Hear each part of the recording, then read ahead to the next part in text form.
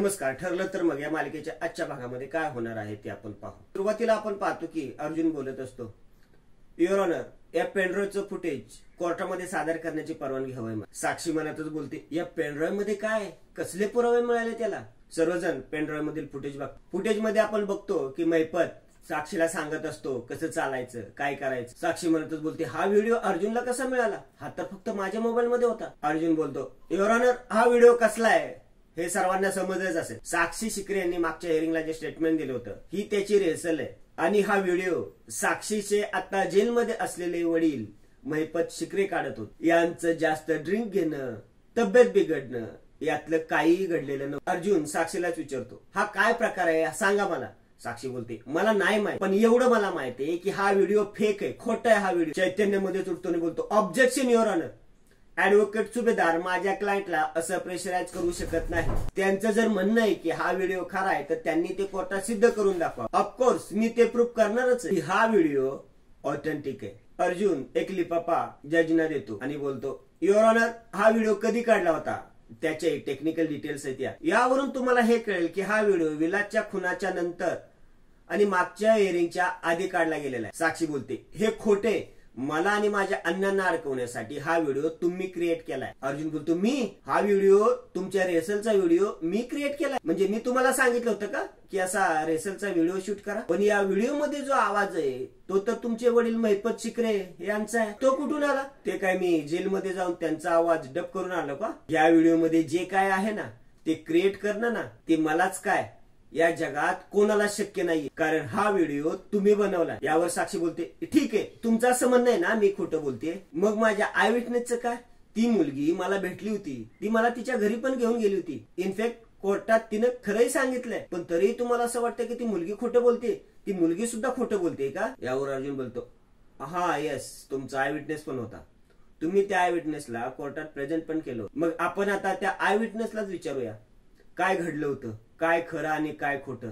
तो आय विटनेसच सांगेल. युअर ऑनर, मी मिस शिवानी जाधव यांना कोर्टात बोलवण्याची परमिशन मागतोय. शिवानी पुढे येते.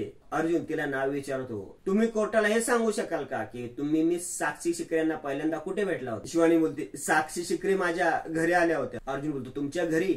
पण मागच्या हिअरिंगच्या वेळी तुम्ही स्टेटमेंट दिलं होतं की मिस साक्षी शिकरे यांना तुम्ही रस्त्यावर भेटला होता, त्यांची तब्येत बिघडली होती, त्यांना तुम्ही मदत केली, त्यांना तुम्ही घरी बोलवलं होतं पण त्यांनी ते नाकारलं, आणि आता तुम्ही म्हणताय की त्या घरी आल्या होत्या. मिस शिवानी जाधव, त्यावेळी नक्की काय घडलं होतं हे प्लीज तुम्ही कोर्टाला सांगा. शिवानी बोलते, मागच्या वेळी मी जे कोर्टात बोलले होते ते सगळं खोटं होतं. अर्जुन बोलतो, म्हणजे तुम्ही मागच्या वेळी जे स्टेटमेंट दिलं होतं ते खोटं होतं? शिवानी बोलते, हो, मी खोटी साक्ष दिली होती. अर्जुन बोलतो, युअर ऑनर, खरं काय हे आता सगळ्यांसमोर आणाय. चैतन्य उठून बोलतो, objection your honour. Miss Shivani Jadhav यांनी मागच्या वेळी सांगितलं होतं की त्या खरं बोलतायत, पण यावेळी त्यांनी त्यांची साक्ष फिरवली, पुढच्या वेळी त्या वेगळं बोलतो. या अशा विटनेसवर कसा विश्वास ठेवायचा? अर्जुन बोलतो, ऍडव्होकेट गडकरी रिलॅक्स, मी शिवानी जाधव यांना त्यांचं स्टेटमेंट तर पूर्ण करू द्या आणि सगळं कळल्यावर कोर्टाला ठरवू द्या ना की कुठलं स्टेटमेंट खरं मानायचं आणि कुठलं खोटं.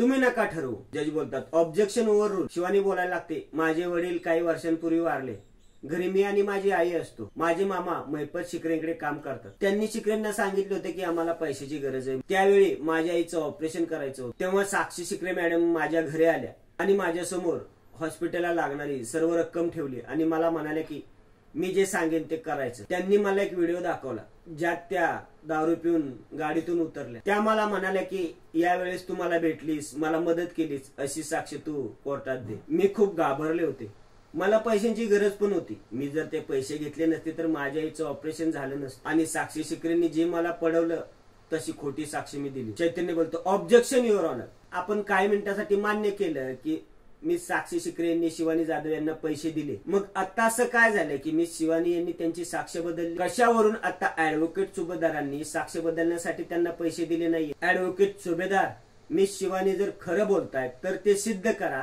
नाहीतर मी कोर्टाने विनंती करेन की मिस शिवानी यांची आधीचीच साक्ष ग्राह्य धरली जावी. यावर अर्जुन बोलतो, ऍडव्होकेट गडकरी, विनंती करून काय होणार आहे? जे खरं आहे ते खरं आहे, ते काय बदलणार नाही. तुम्हाला मिस शिवानी जाधव यांच्या आजच्या स्टेटमेंटचा पुरावा हवा आहे ना? अर्जुन एक पेन ड्राईव्ह दाखवतो आणि बोलतो, युअर ऑनर, ऍडव्होकेट गडकरी यांना त्यांच्या सर्व प्रश्नांची उत्तरं या पेनड्राईव्ह मध्ये मिळते. कोर्टामध्ये व्हिडिओ दाखवला जातो. व्हिडिओमध्ये साक्षी आणि शिवानी दिसत असते. साक्षी बोलत असते, बिचाऱ्या काकू ग, किती सहन करावं लागतं ना त्यांना. मला खरंच खूप वाईट वाटतंय. तुझा मामा मला भेटला होता. मला म्हणाला की तुला तुझ्या आईच्या ऑपरेशन साठी पैशांची गरज आहे. मला तू तुझी मैत्रीणच समज. ती पैसे काढून तिच्या हातात देत बोलते, तुला तुझ्या आईच्या ऑपरेशन साठी जितके पैसे लागतील ना तितके घे. फक्त या बदल्यात ना तुला माझं एक छोटंसं काम करा. शिवानी बोलते, काम? घाबरू नको, असं काही मोठं काम नाहीये.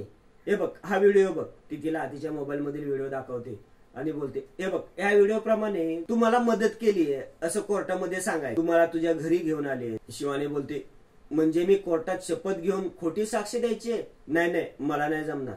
साक्षी बोलते, नाही जमणार? ठीक आहे, पण काकूंसाठी वाईट वाटतंय ग मला.